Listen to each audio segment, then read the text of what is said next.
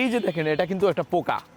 এই যে দেখেন এই পোকা থেকে সুতা তৈরি হয় সেটা দেখাচ্ছি। প্রিয় দর্শক, রাজশাহীকে বলা হয় রেশমের সিটি, রেশমের শহর, সিল্ক সিটি বলা হয় এই রাজশাহীকে। আমরা জানি রেশম এক ধরনের পোকা। এই পোকা থেকে, পোকার লালা থেকে সুতা তৈরি হয়, আর এই সুতা দিয়ে শাড়ি, তারপরে পাঞ্জাবি, অন্যান্য কাপড় কিন্তু তৈরি করা হয়। রেশম যে পোকা, সেই পোকা যে মা পোকাগুলো, সেই মা পোকাগুলো হাজার হাজার লক্ষ লক্ষ কোটি কোটি ডিম পাড়ে। আর সেই ডিম যখন লার্ভা আকারে তৈরি করা হয়, যারা কৃষক থাকে সুতা উৎপাদন করে, ওই লার্ভাগুলো তারা বাঁশের মাথায়, বাঁশের পাতায় দিয়ে রাখে এবং সেই লার্ভাগুলোকে তুঁত পাতা খেতে দেওয়া হয়। যেহেতু তুঁত পাতায় তাদের জন্ম, সেই তুঁত পাতা লার্ভাগুলোকে খেতে দেওয়া হয়।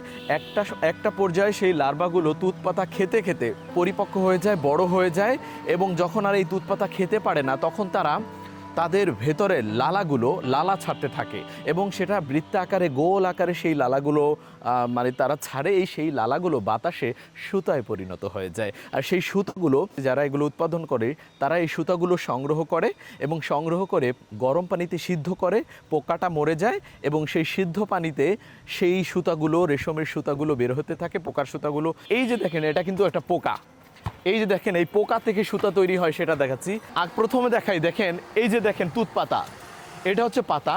এই পাতায় কিন্তু পোকাগুলো জন্মগ্রহণ করে এবং এই পাতাগুলো কিন্তু খায়। সেই লার্ভাগুলো বড় হয়ে যায়, বড় খেতে খেতে যখন তাদের পেট ভরে যায়, তখন তারা এই যে লালাগুলো ছাড়তে থাকে। এই যে দেখেন এটা একটা পোকা, আর এই হচ্ছে পোকার যে লালা, সেই লালা কিন্তু সুতায় পরিণত হয়ে যায়।